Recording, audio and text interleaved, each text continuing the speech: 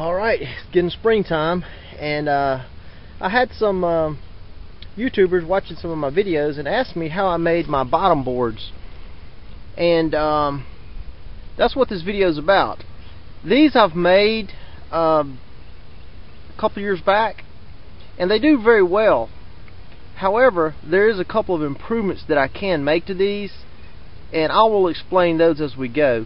But the bottom board essentially is wire mesh that the bees land on, which is enough room for the small hive beetles to go through, and inside the bottom board is a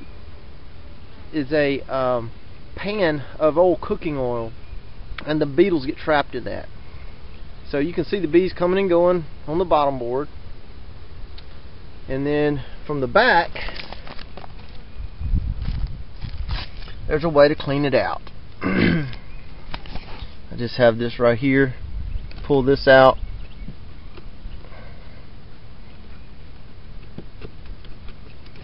As you can see, I made that a little too tight, but you slide this out,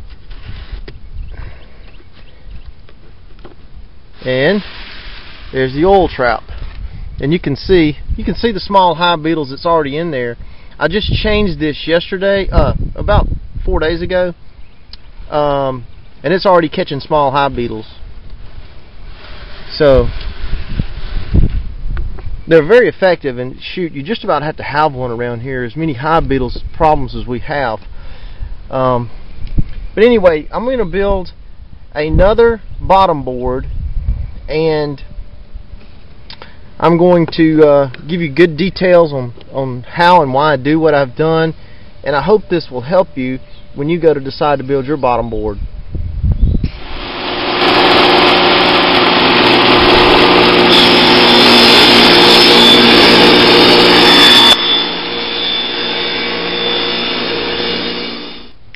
Okay, the two long ends of the box will be 22 inches long.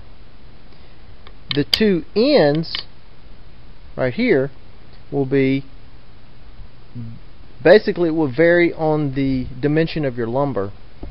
I'm using a cypress that I had cut on a sawmill, and it's not a perfect 3/4 inch thickness. It's a little bit thicker than that. So all you can do, or all you have to do, is just measure. The bottom line is you want the overall dimensions of the box no wider than 16 1/4. And so just lay your wood up like I have it here. Put your tape measure up and measure so that you're at 16 1/4 inches overall dimensions, and then mark that, and that'll be your cut mark for your ends, which is right here. Do that on both end pieces. I cut the width of my box 5 1/4 inches thick.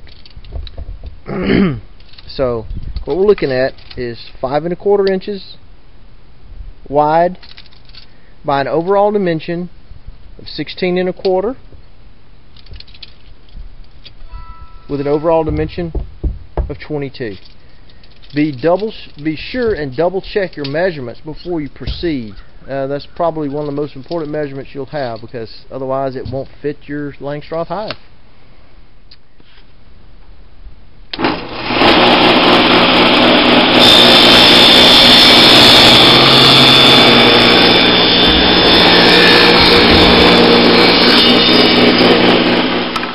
Okay, now that you have your overall box roughly just set up like I have here, what you want to do is take one end of the short pieces and cut 7/16 off of the width. Why 7/16? Well, what we're going to do is we're going to put the wire on top of this, and then we're going to insert the wire into the wood around it. Sounds difficult, but it's very easy, and I'll show you how. But 7/16 will leave you enough clearance for your wire to sit on top of here, and leave the 3/8 inch gap for the bees to come and go. Okay. Now, after you've cut your 7/16 off of this end right here, don't move your rip fence, and then all you do is just take your other pieces, and it helps to label these as up. Label your pieces front, back, side, side, and then up. You can do that with your pencil. Also, it wouldn't hurt to label them on the inside and outside so you can keep everything together. Alright. So the next thing is to cut our 7/16 dado using just the simple saw blade that's on the table saw. And that's where the wire will fit. This dado will be about 3/8. Now, this is what the box looks like after you've cut the 3/8" dado, and you have a continuous dado all the way around the box, and then the wire will sit on here. Okay, now it comes decision time for you, and basically you need to know what type of pan you're going to use in your hive. If you're able to build your own pan, you could make it the actual size of the hive, and that would be great. But all I use are these typical cookie sheets that you can get at Walmart for just a few bucks. Now, what you have to do is have a way to access this pan, and what we're doing is we're looking at the hive from the back, and I've got the back side off. So what we need is a way to access the pan. So what I'm going to do is cut a window in the back of the hive, or in the back of the box, so that we can access this pan. So you need to take into account the measurements of your pan to make your window wide enough to remove it. In this case, this pan is 11 3/4 inches wide, but I'm going to go with say 12 inches or 12 1/4 inches wide for my window here, to give ample room to remove it. And I'll show you how to cut the window out using your table saw. I've marked the back of the box, this being up, and I've got a 12-inch wide marking and a 2-inch marking. So basically I'm just going to cut this center section out, and how I'm going to do that is using the table saw, and it's too dangerous to do this and film it, but what I'm going to do is lower your blade, set your rip fence so that the blade aligns with your mark here. Put the stock over the blade, turn your table saw on, and then slowly raise the blade, and then eventually the blade will come through. You do that here and here, and then you can take a hand saw, coping saw, or even a jigsaw and cut the rest out. So that's what I'm about to do now. Again, I can't film this. I don't have a tripod for filming purposes, but I'll show you when I get through. Okay, so once you're completed cutting on the table saw, it should look something like this, and this is where the table saw has plunged up through the stock. And then what I'll do is I'll finish this out with my jigsaw, and I'll just simply continue the lines around until I have my little piece cut out.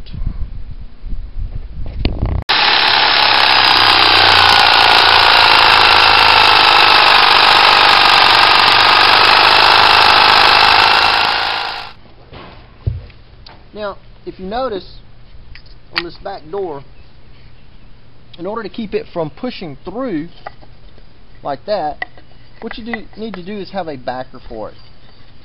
And all you can do is just take some scrap wood like I have here and place at the top on each side, and that'll help keep it from pushing through.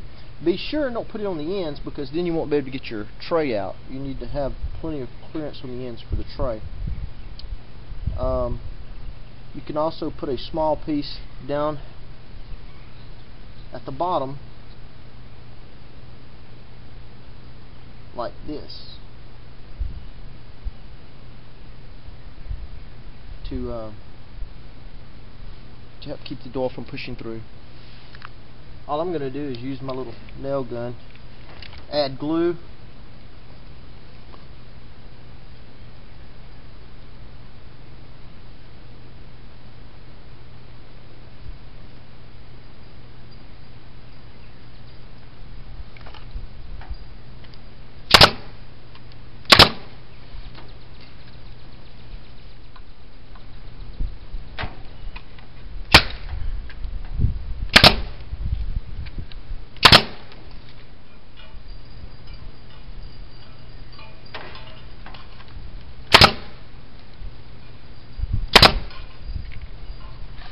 Now, you can see the door will not push through, but you can pull it back out.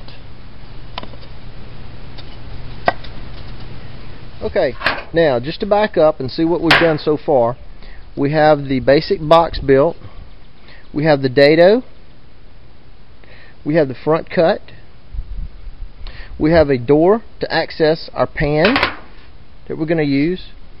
Now what we need are rails to support the oil pan. And one thing I did not do on my previous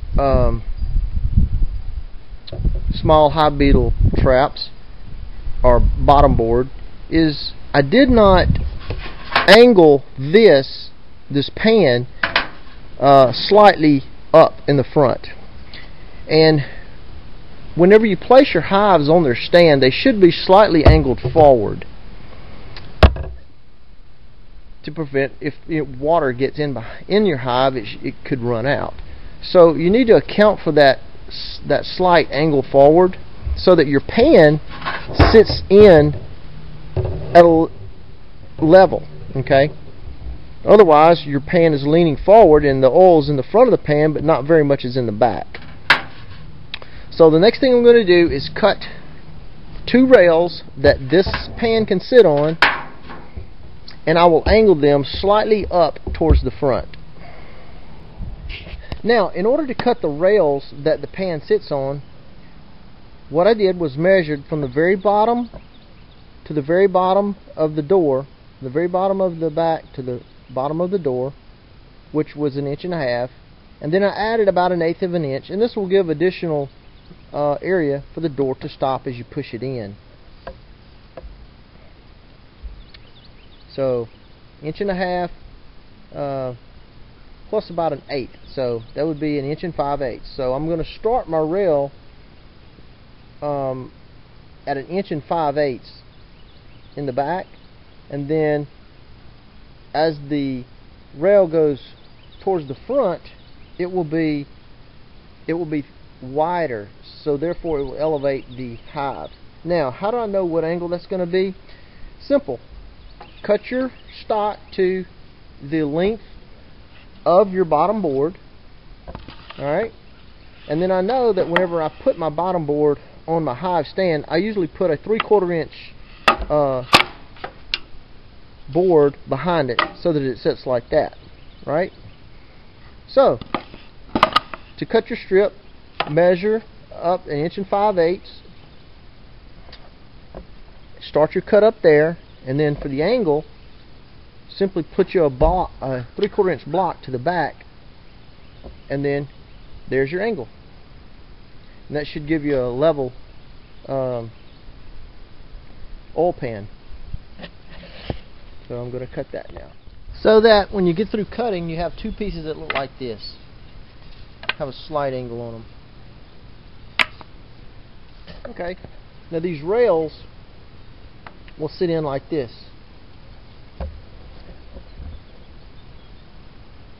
There'll be one there, and there'll be one right there.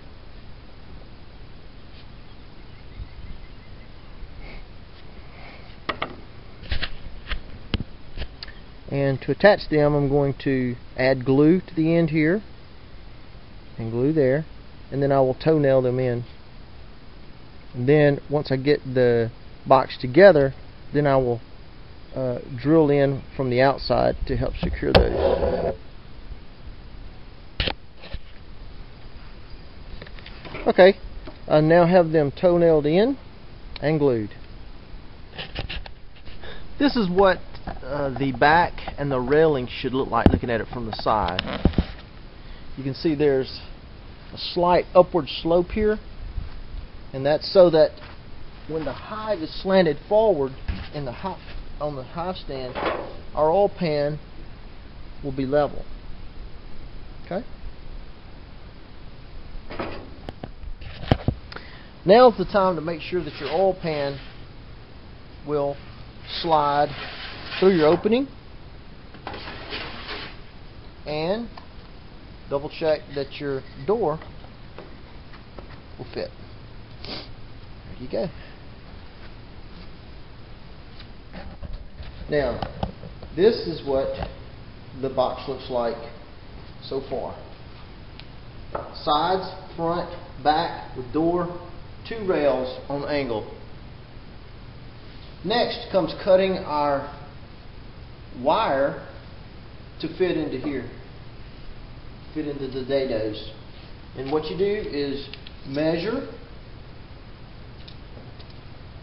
from the inside to inside, which in this one is 14.5, and then you add 3/4 of an inch in order to accommodate the 3/8 dados. And then for the length, just measure inside to outside, which is to be about 21, because the wire will be stapled down in front of this, and it will be in over here. So this looks like 21 3/8, and 14.5 plus 3/4 will be 15.25. So we'll cut that out using our tin snips. And here's our hardware cloth. Now,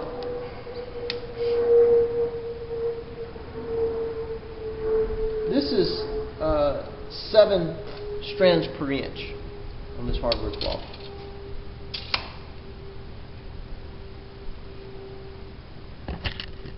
The best way to mark this hardware cloth is to use a framing square.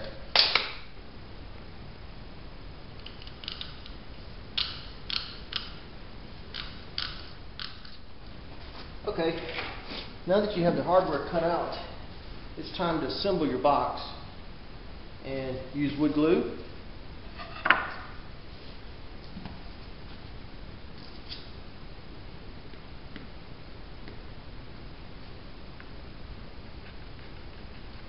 Put the glue on both joints.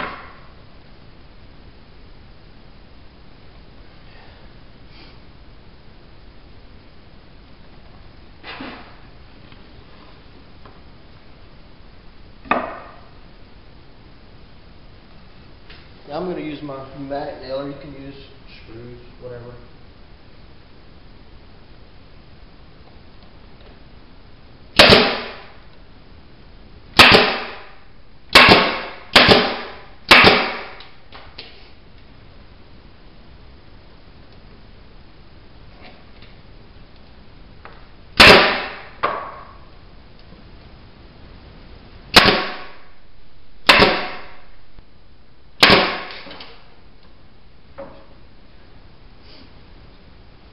Okay, now what I'm going to do is slide my hardware cloth in these dados.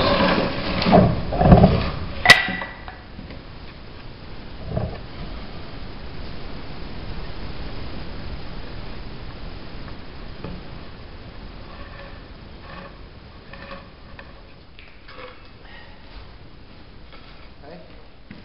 Now we have the hardware cloth in.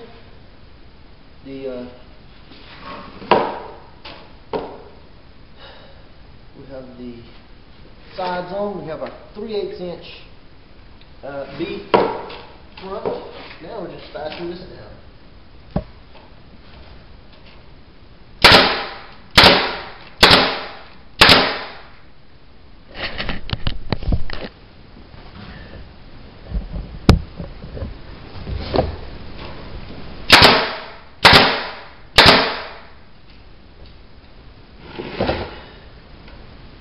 You can also run some nails through the sides to help secure the hardware cloth.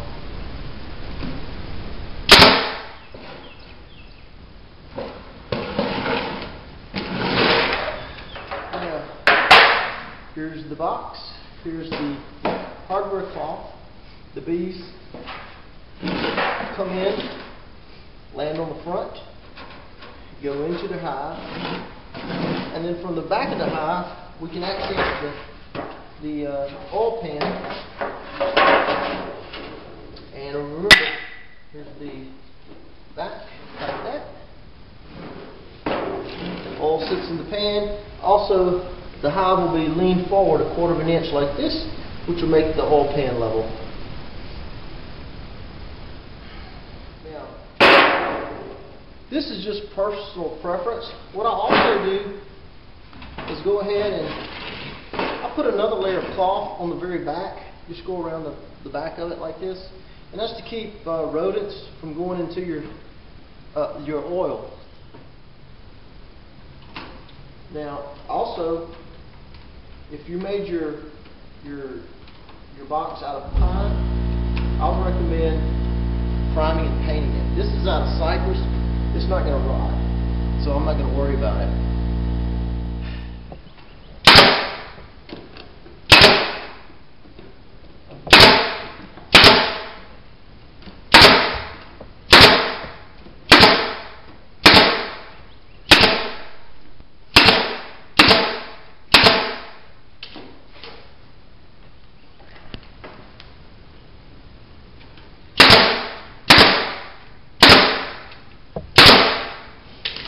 Okay.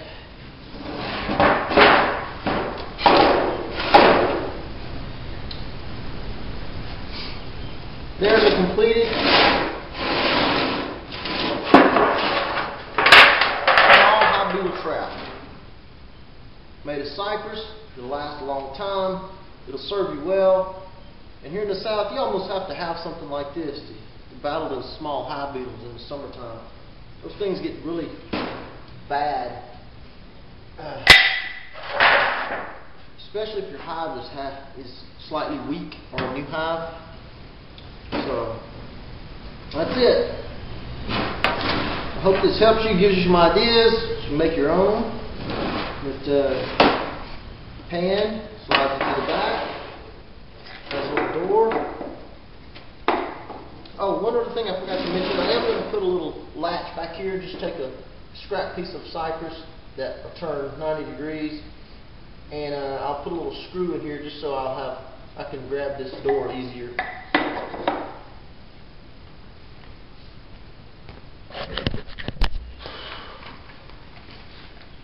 Just put a little latch on the back. Scrap wood, drilled a hole.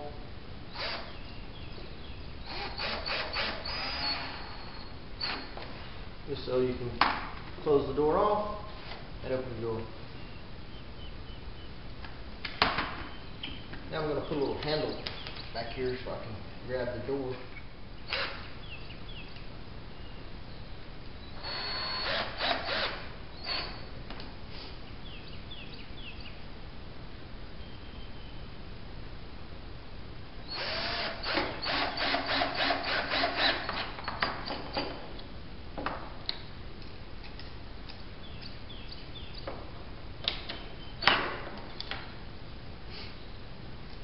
Okay, let's see it. You're going to do the latch like that, pull the door out, retrieve your oil bath, or oil pan, back in, close the door, done. Alright, well I hope this project helps you, gives you some ideas, and encourages you to get out in your shop and go build something. trap. It'll serve you well.